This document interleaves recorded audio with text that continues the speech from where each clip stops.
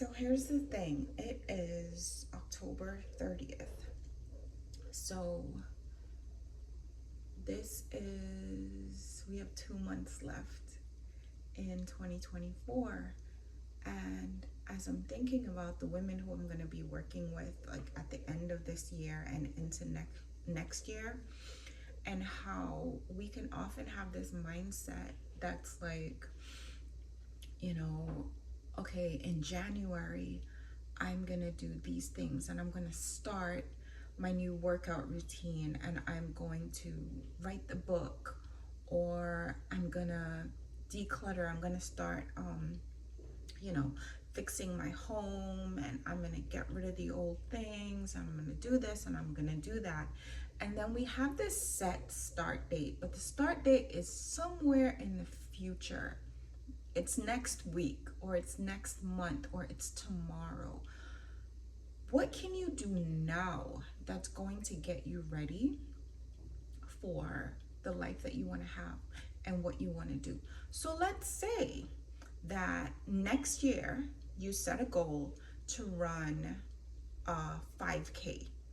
And right now you're not even running at all. But by the end of next year, you want to be able to say that you've run a 5K. That's actually a goal for me. And I'm going to explain to you what I did. I haven't been running consistently. So in the summer, I have this Adidas app on my phone. And within the app, you can put whatever your goal is. So I put that I want to run this 5K, and they actually have a schedule. So they have an evaluation in the beginning, and it will show you, okay, well, this is where you are. I ran around the yard because one of my neighbor's dogs was loose, and we also saw a bear, and I was like, no. For that particular week, I was like, I'm not running outside. I'm not gonna risk it running into a bear in Pennsylvania. The dare I can handle, but not the bear. So yeah, I did the evaluation. The evaluation was like, okay, this is where you are and this is what you need to do, and here's your schedule. So it's not like next year I'm just gonna jump up and be like, oh, I'm running a 5K. I might not even make it to the end of the race. So I'm saying that to say, like, when you have a certain goal, even if you're not ready to begin, you have to get yourself ready to be ready to begin, if that makes sense. And that's the missing piece that a lot of us don't pay attention to. If I want to run a 5K, I'm not going to just take a week and start training, right? Especially if I haven't been running for a long time. What I'm going to do is I'll start walking. I'll do some jump rope. I'll get my muscles warmed up to the new thing that I want to do. And anything that you want to do with your vision, with your life, is exactly the same way. Get yourself warmed up to what it looks like. Let's say you want to buy a house. In 2025, you want to buy a house. You know that your mortgage payments are going to be greater than what you may be paying now in rent, or whatever the case may be. You may be even living at home and saving money. So get yourself used to what it feels like to make those payments. So even if you set up a completely different account, let's say you set up a new account and you say, this is my house account. Go on some of these apps or some of these websites where you can calculate, if I buy a house for this amount of money and I put down this amount of money, how much would my mortgage payment be? Google is your friend. You can Google this stuff. How much is my mortgage payment going to be? And start living your life right now financially as if you are already in that house, as if you are already making that mortgage payment. So that what happens is you get used to the feeling of spending that money, and it feels normal, and it feels like this is the way that you live your life. Granted, the house, you're not in the house yet, But by the time you are, not only are you going to have some money saved up, right? Because you'd be putting that extra money toward that mortgage. So let's say, I'm going to use an arbitrary figure. Let's say that your current rent payment is $5. You wish, right? Your current rent payment is $5, but your mortgage is going to be $10. So you go ahead, you make the $5 rent payment, and the difference that would be your mortgage, you take that $5 and you put it into a different account, and it sits there.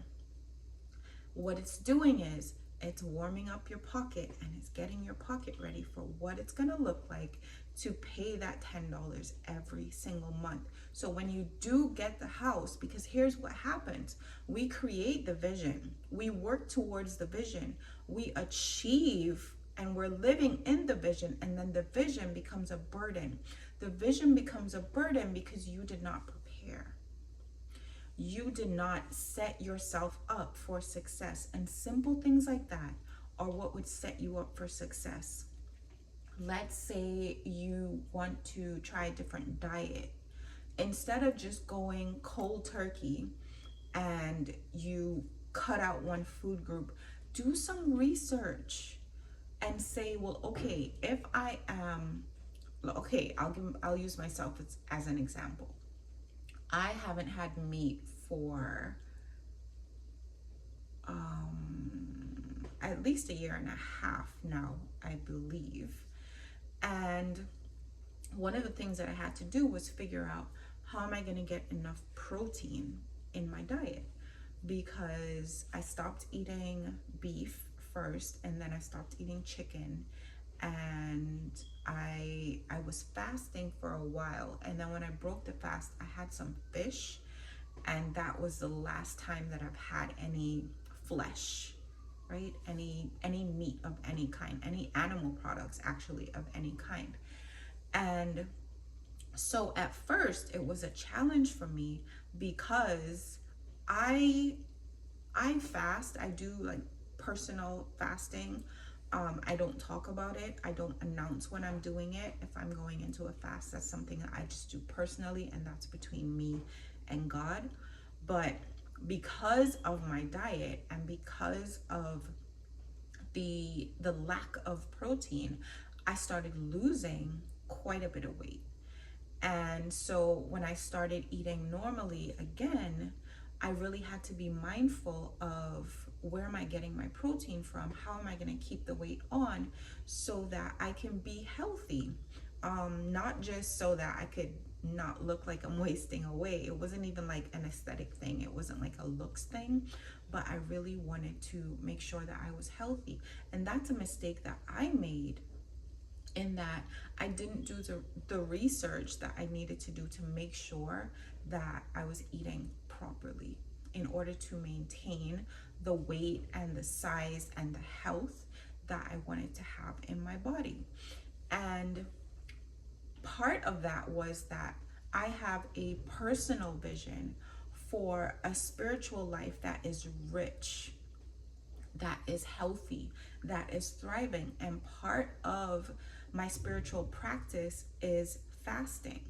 But it also has to be done in a very practical way and in a very healthy way, because it can become unhealthy, right? So these are the things that we have to look at in terms of looking at our vision. It's not a matter of, like, I'm sitting here, I'm looking at my vision board. It's not a matter of looking up at the vision board and saying, okay, well, these are the things that I want to accomplish, and here are the steps of how I'm going to accomplish them. We also need to look at, how am I going to feel while I'm doing this? How am I going to stay motivated? What if no one is encouraging me? And this is the thing that I always tell women, because we like to do things with people. We like to do things together, but there are things that you are going to be working on in your vision, and it's only going to be you and God. And there are going to be moments where you know it's you and God, but it's going to feel like it's just you. And you're going to have to be able to keep going. When you create not just a plan, but when you do the background work, when you really set the framework for your vision. And that's what the vision sequence is. I realized this in my own life where I would create a vision board and the vision board would just kind of be there, or I would create this list of things that I wanted to do and it would just be there. And then this time of year would roll around, right? It's November and I'm kind of looking back at the year and I'm like, man, I wanted to do this and I wanted to do this and I wanted to do this and none of it's happening. Why? Because not only wasn't I doing the mental, spiritual, and emotional work that it takes to believe in myself, believe in my vision, have the mental fortitude to keep going no matter what. I wasn't doing that, but I also wasn't setting up my life to support my vision. So I don't know if you saw the recent video that I put up with my office, that I am looking at this space again to see how can this space better serve me? How can I better use this space? A lot of stuff happens in this room. I do YouTube videos. I have Zoom calls. I write in here. I draw in here. I sew in here. It's a homework center. There's so many different things that are happening in this small space. It's very small. It's a loft, very small loft at the top of my stairs, right? So when I talk about setting up your life to support your vision, those are the things that I mean.